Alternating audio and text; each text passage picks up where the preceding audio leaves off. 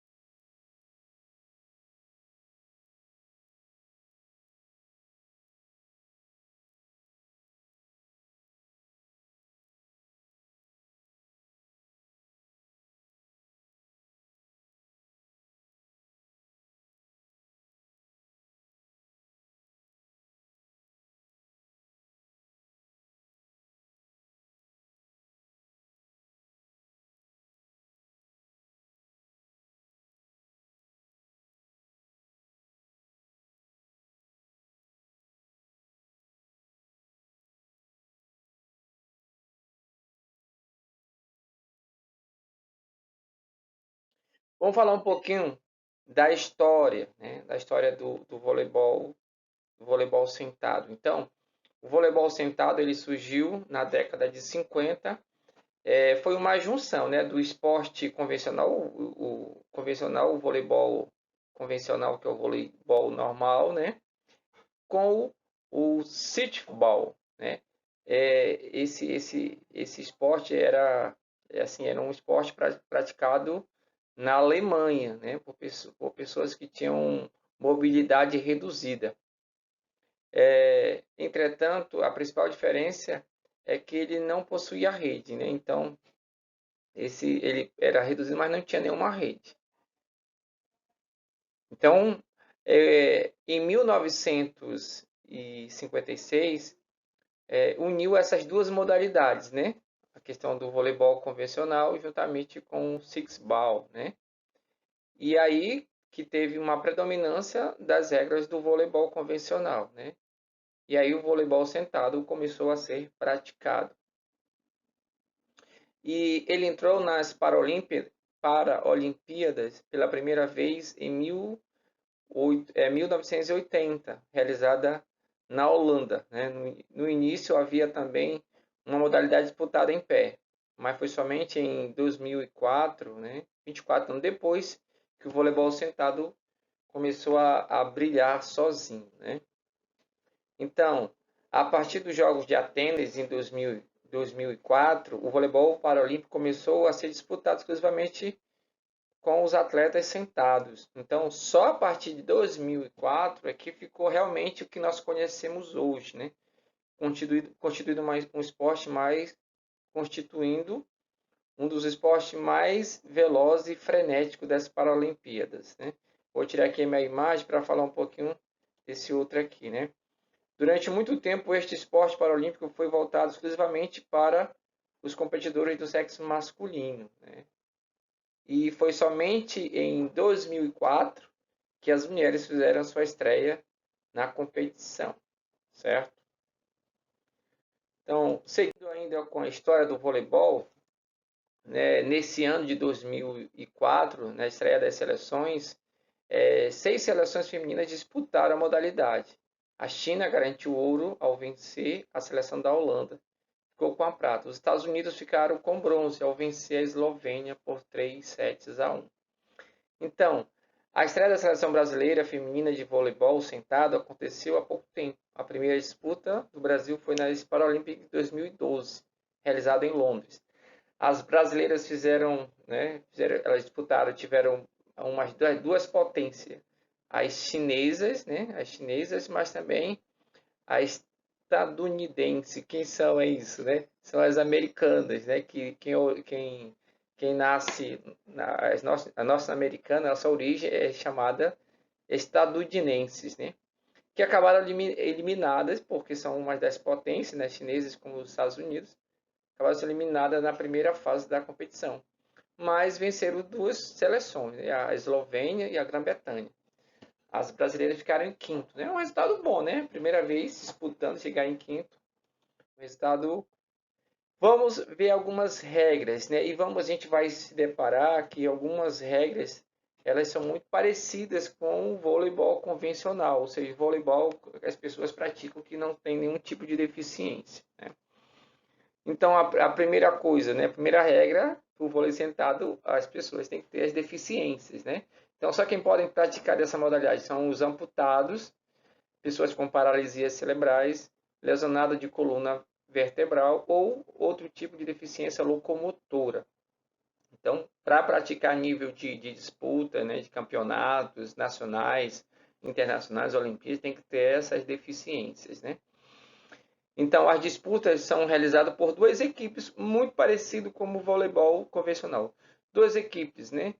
Cada jogadores, né? Cada equipe tem seis na sua equipe, né? Que jogam como titulares e seis ficam na reserva. Esses são divididos em jogadores de ataque, defesa e o líbero, como acontece no convencional, né? Mesma coisa, né? E o que aconteceu aqui novamente, né? A disputa, o jogo vence quem ganhar o maior número de sets. O número de sets também são 5 sets, como acontece também no vôlei normal, né? No vôlei convencional. Não é permitido bater na bola sem estar sentado, ou seja, não pode levantar, né? Tem que estar com o bumbum, né? Bumbum no chão, né? Não pode levantar para fazer os toques, né? A mesma coisa do voleibol convencional. Cada equipe pode tocar na bola, como acontece também, somente 3 vezes. Então, isso é muito parecido, né? Continuando com as regras, né? Aqui, como eu falei antes, né? São 5 sets, né? Para vencer a equipe, para vencer tem os 3 sets. No caso, ficou empatado se continuar empatado 2 sets, tem o set de desempate. A mesma coisa acontece no final do set, tem que ter uma diferença de 2 pontos. Se chegar a 24, vai a 26. Se chegar a 25, vai a 27, e assim até que tem um resultado, né? Da mesma forma, a arbitragem acontece do mesmo jeito que no voleibol convencional. Tem 2 árbitros e 2 bandeirinhas que fiscalizam as linhas, né? Então é isso, é muito parecido, né? É algo muito semelhante ao voleibol convencional, a questão das regras, só pelo fato de ser sentado, né?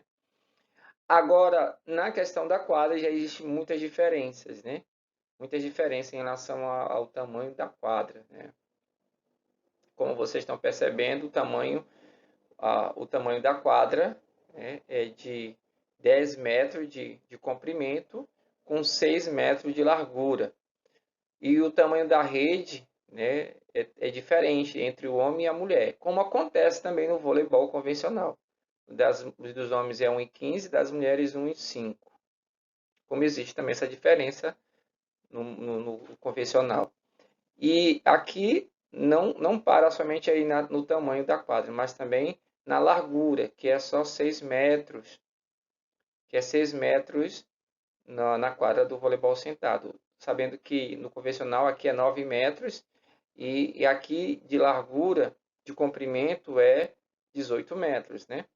E aqui essas linhas também são essa única esse espaço final aqui, esse espaço último da quadra, que é demarcado por esta linha, esse tamanho é de 3 metros e o da linha para a rede é de 2 metros. É diferente porque já no vôlei os espaços são bem maiores, tá certo? E aí vamos agora ver a classificação, né? A classificação funcional, né? Como foi falado lá no início, só com pessoas com algumas deficiências que podem participar desse esporte paralímpico, né? E aí aqui, de maneira, vou tirar aqui, depois eu tiro. Tem algumas, assim, para participar existe uma classificação, né? Que são uma divisão que ocorre em 9 classes, né? Então, essas 9 classes, elas são marcadas por alguns códigos, né? Esses códigos aqui, ó. Aqui, o que significa aqui? É quando a amputação ocorre acima ou através da articulação do joelho. BK, neste caso, a amputação é feita abaixo do joelho, mas através ou acima do joelho do talos calcâneo. Vou tirar a câmera aqui. E aqui o A é amputação abaixo do cotovelo. E B é amputação acima do cotovelo, mas através ou acima da articulação do pulso. Né? Então, a questão da classificação funcional se dá desta forma. E a partir dessa classificação se realiza a divisão, né, das categorias, né, do voleibol sentado. Então, é isso. Eu estou colocando também uma atividade no GR8 referente a essa aula e também vocês vão poder responder essas questões a partir da aula e também dos slides, né, que eu estou colocando para vocês. Então é isso. Até uma próxima.